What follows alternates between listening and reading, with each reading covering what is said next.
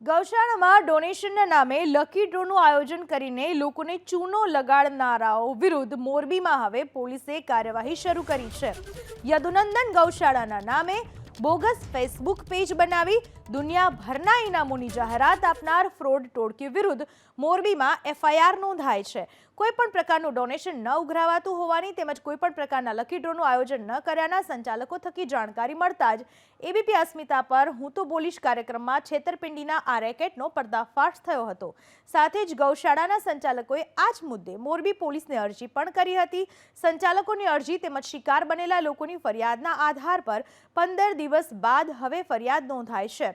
સેવાનું ઉત્કૃષ્ટ કાર્ય કરનાર ગૌશાળાને બદનામ કરનાર આ ટોળકી વિરુદ્ધ ફરિયાદ નોંધવા સ્થાનિક ધારાસભ્ય કાંતિ અમૃતિયા પણ રજૂઆત કરી ચૂક્યા છે। કેમ કે એફઆઈઆર નોંધાય છે ત્યારે આશા રાખે કે આ ષડયંત્રકારીઓ સત્વરે પોલીસ પકડે અને એવી દાખલારૂપ કાર્યવાહી થાય કે જે થકી અન્ય પણ આ પ્રકારનું કાળું કૃત્ય કરતા રોકાય।